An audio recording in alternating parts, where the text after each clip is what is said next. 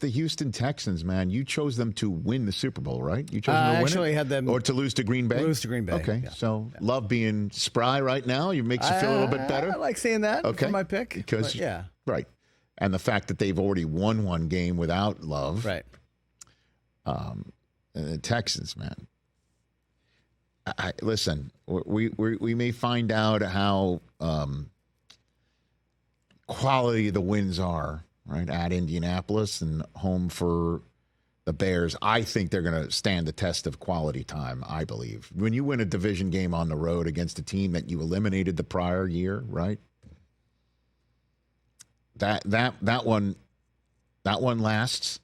Certainly in week one where anything can happen. Cue the Bengals week one result.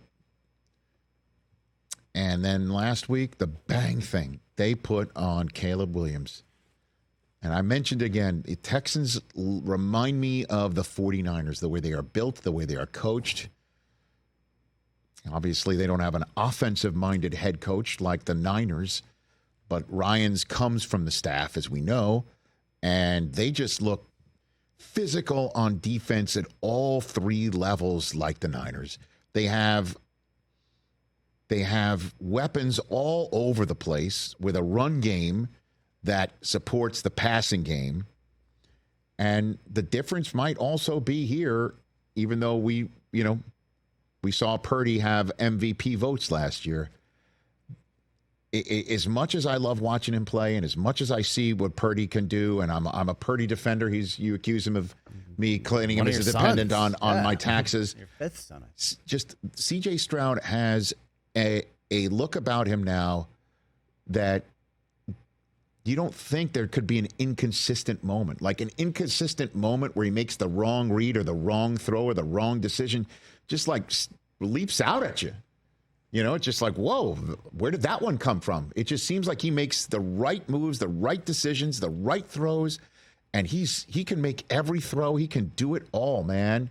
I think for me, in comparing him to some of the other young quarterbacks, he seems like when he's out on the field and in the huddle and running plays, a 6, 7, 8 year veteran. No doubt. You're just not sitting here thinking, this moment can phase him, or we haven't seen it from him yet. We got to see him do this. We got to see him do that.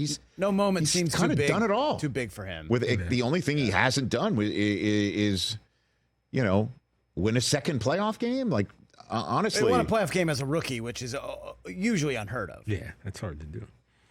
So, and you could see he's kind of feeling it a little bit too. Like he's acting like he's been in the league 6, 7 years. I like that. And he's extremely mature, man. Well, the OG status he kind of brought to the post-game quarterback chat with Caleb Williams, and he's telling Caleb, hey, don't take those hits. And Caleb's like, all right. And he's like, no, hear me out. And the look Caleb Williams gave right there led people to believe Caleb really wasn't up for hearing it. I think got his ass kicked to lose. I know that. Again, and the thing that Caleb is dealing with right now is, I believe, and I might be guilty of this too, is people are ascribing opinions to his professionalism or his maturity, body language that may be unfair. And that happened when he was in college. When he cried on his mom's shoulder after losing in a particularly difficult manner. And I thought that showed he's in touch with his emotions. And I was the one saying that shot of him on the bench where he was gassed and head back. Like if you're got a C on your chest and you're a leader of the team and somebody's looking at you, it's like, hey, I've been getting my ass kicked just as much as you have tonight. But all accounts in Chicago is he's eminently coachable, likes to be coached hard, and that's not going to be an issue with him moving forward at all. But that said, there was a lot of conversation about what CJ Stroud said to Caleb and how Caleb took it, and CJ actually addressed that.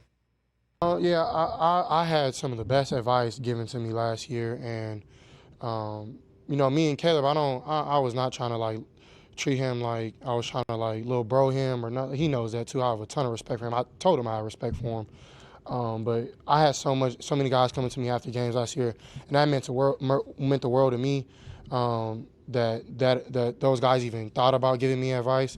So I just try to give back to what the game has given to me. So I wish him the best, man. I want him to do amazing in this league. I think he will. I think that he'll get his groove. And once you get your rhythm, I didn't get my rhythm until like week 3, week 4.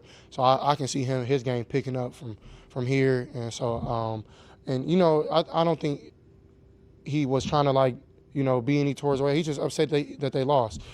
I totally understand. So I have a ton of respect for that guy, man. I want him to do extremely well, just like any other guy until we play on that day. You know what I mean? And after the game, we can be cool. You know what I mean? But I'm definitely, rooting for him and want to see him do extremely well. He hits every note right. Love it. Love that dude. Right? Yep. Didn't want to hear it. You totally understand it.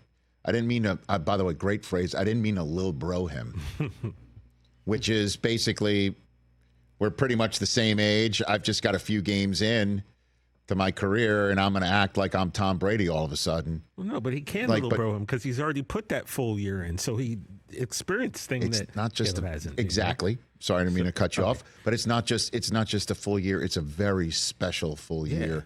And I think he already has, and I think he's picking up on it, but I don't think he wears it like it's where he has a lack of humility. Mm-hmm. But you ask anybody how special he's looked and how special he appears to be and how consistent he is and how that's going to translate into the coming years. He has mad respect from everybody.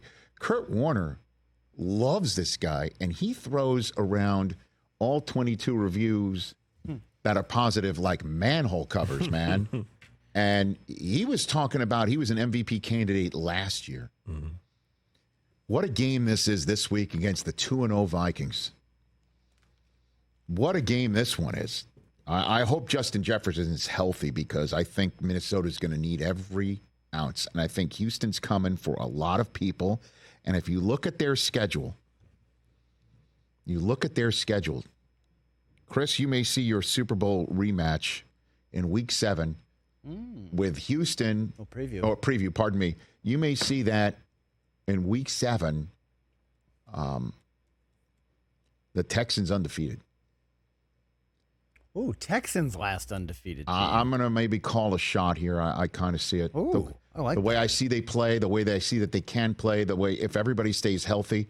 I love what Breer just said, that you don't take somebody else's number 2 and make them your number 1. It doesn't usually work out that way. And they took a whole bunch of other people's number 1s and Danielle Hunter from Minnesota, by the way.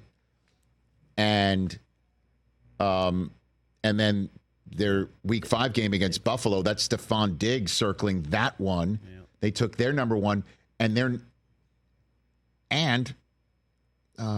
not asking them to be the number 1 where they currently are. Right. And then you got Stroud. I'm telling you, man. Yeah, I can't rave enough. Can't rave enough. Agreed. Maybe I'm calling my shot right there. I'll do it.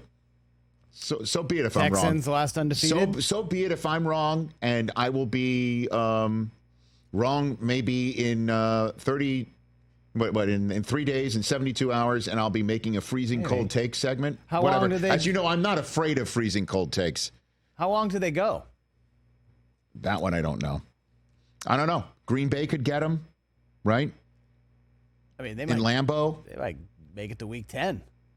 They could at the Jets, home for Detroit, at Dallas. I mean, none of these teams really scare me when I look at Houston. Houston can beat them all, dude. Yeah. Houston can beat them all. You know that. I mean, not all 17 is what I'm saying, but Houston can beat the teams between now and Green Bay and be 6-0 at Green Bay and maybe the only last remaining undefeated team standing. And I'll tell you what, man, Jacksonville better come out with a dub, and Indianapolis better come out with a dub because they are running away. Yeah. Potentially. Yeah, this division's about They're to be 2-0, over. and everybody else is a combined 0-6. Yeah. I don't think I'm overreacting here. Catch the Rich Eisen Show every single day on the Roku Channel, 12 to 3 Eastern, for free.